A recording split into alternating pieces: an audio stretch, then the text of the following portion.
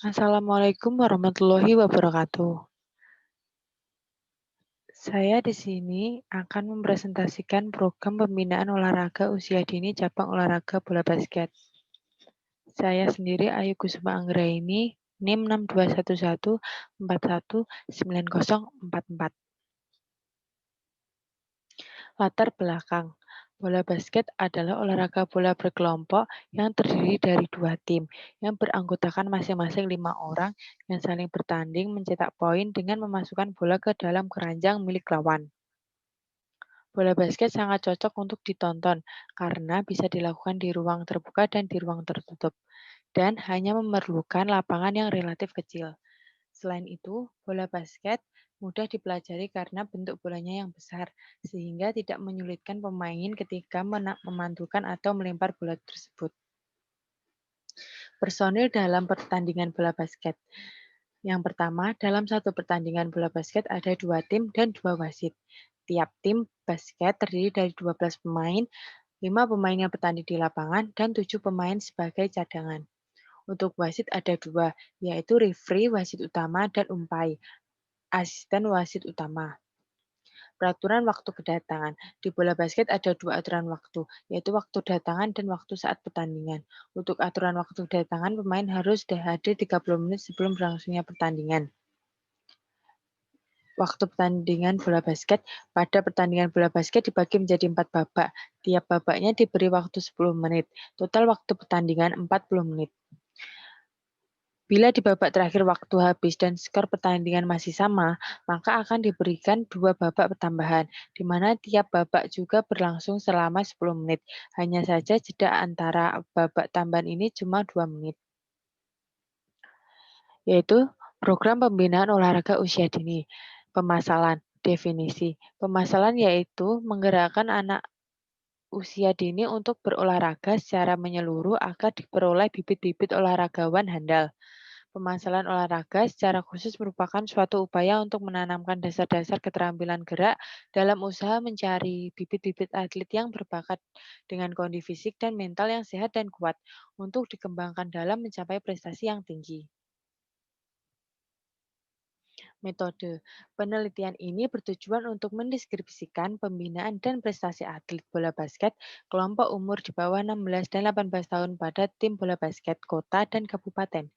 Metode yang akan digunakan untuk pengumpulan data penelitian ini menggunakan metode triangulasi dengan teknik observasi, wawancara, dan pemeriksaan dokumen.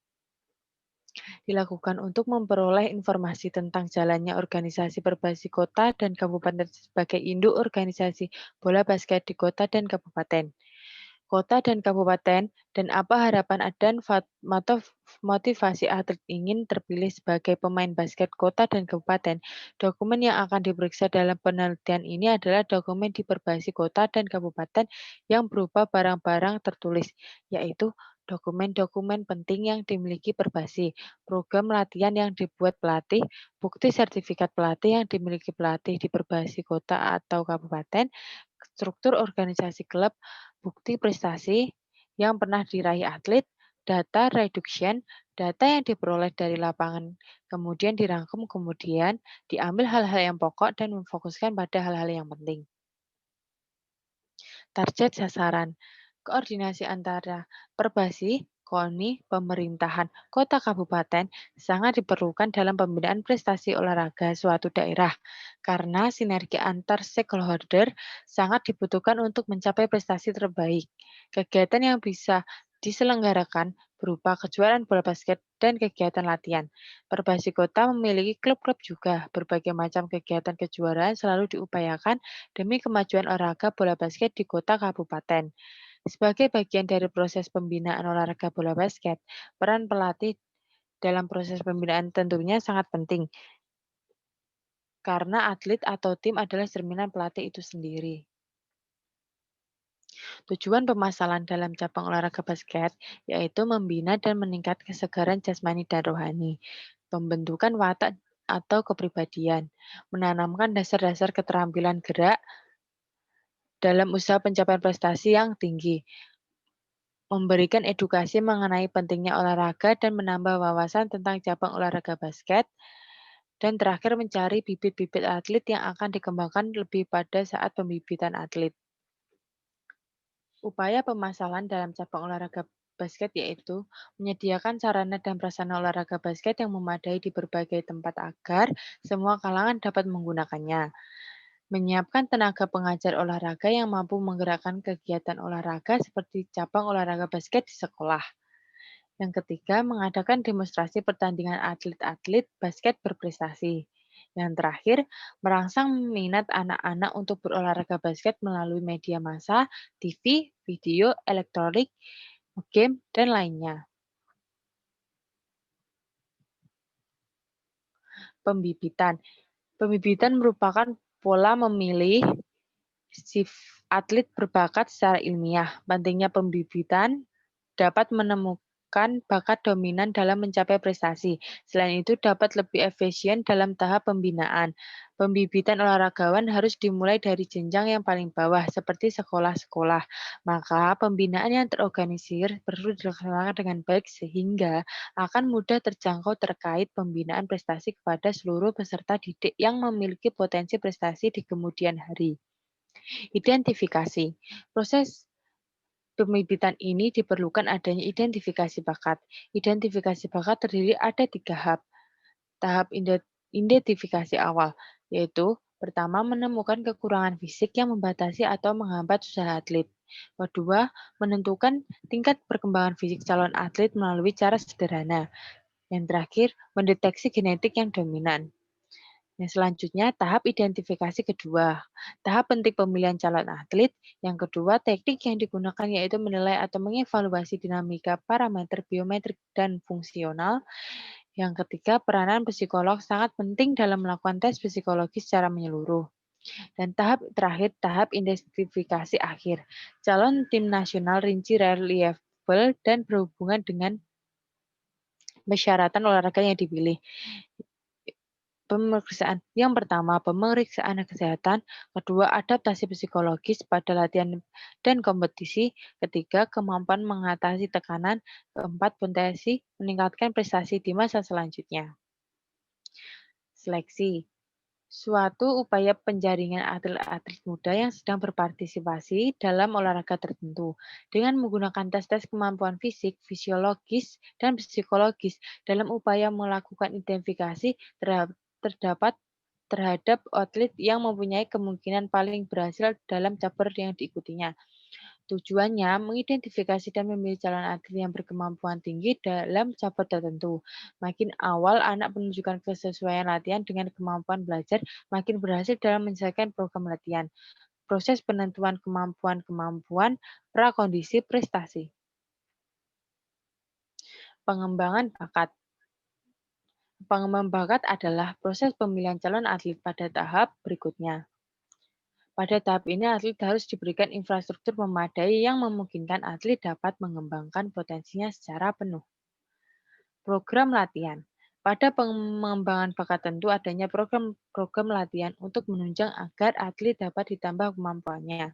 Program latihan ini dapat terlaksanakan apabila ada tenaga keolahragaan di dalamnya.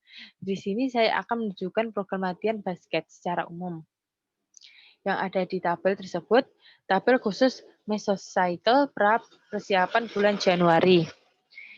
Yang pertama ada fisik, strength, endurance, speed, agility, reaction, tissue balance, coordination, accuracy. Dan yang kedua ada teknik, passing, shooting, dan lain-lain. Yang ketiga strategi, kerjasama. Yang terakhir mental, diskusi grup, goal setting. Tenaga keolahragaan. Pada cabur basket, sebuah tim harus memiliki beberapa tenaga keolahragaan. Setidaknya minimal memiliki beberapa di antaranya. Yang pertama, manajer. Bertugas mengkoordinasikan seluruh kepentingan bisnis dari sebuah tim olahraga. Seorang manajer tim olahraga sebaiknya memiliki ketertarikan pada olahraga yang diaturnya. Menjadi nilai tambah apabila seorang manajer tim olahraga pernah menjadi pemain dan atau pelatih olahraga tersebut. Yang kedua, pelatih. Bertugas untuk memberikan latihan dan juga memimpin sebuah tim ketika pertandingan. Yang ketiga, pemandu bakat. Bertugas sebagai pencari calon atlet yang sudah matang untuk dilakukan pembinaan lebih lanjut. Tenaga medis bertugas untuk memeriksa keadaan atlet yang akan dibina dan juga ketika terkena cedera saat pertandingan. Yang keenam, ahli gizi bertugas untuk mengatur semua konsumsi atlet agar mendapatkan kebugaran dan kekuatan fisik yang maksimal. Psikolog bertugas untuk mengetahui mental atlet dan juga dapat memberikan rekomendasi kepada pelatih untuk memainkan atlet.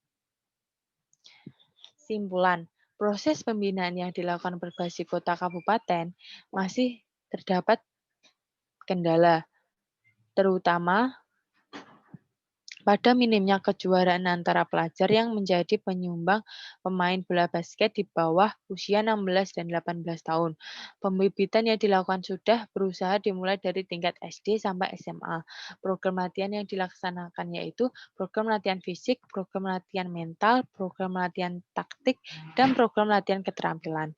Namun, periodisasi latihan yang dijalankan masih belum sesuai dengan ketentuan periodisasi latihan yang ada serta volume latihan belum dicantumkan pada program latihan yang disesuaikan dengan periodisasi latihan dan kelompok umur. Saran, sehingga pembinaan prestasi bola basket kota kabupaten belum maksimal. Sarana dan prasarana yang dimiliki sudah cukup memadai. Hal ini dapat dilihat dari lapangan bola basket yang standar. Terdapat bola untuk latihan, kon, dan alat untuk menunjang latihan. Dalam pembinaan atlet, harusnya dengan metode-metode yang sesuai agar mendapatkan banyak atlet yang dapat berprestasi di tingkat yang lebih tinggi. Hal ini sangat vital karena pada saat sekarang ini banyak bibit-bibit atlet yang harusnya dapat berprestasi lebih justru gagal karena kurang adanya wadah untuk berkembang lebih baik. Sebaiknya pemerintah dapat melihat ini dan juga dapat lebih memfasilitasinya. Sebaliknya, para atlet juga dapat menjaga fasilitas yang ada agar dapat digunakan oleh calon-calon atlet yang akan datang di masa depan. Sekian dari presentasi saya hari ini. Bila ada salah, mohon maafkan. Wassalamualaikum warahmatullahi wabarakatuh.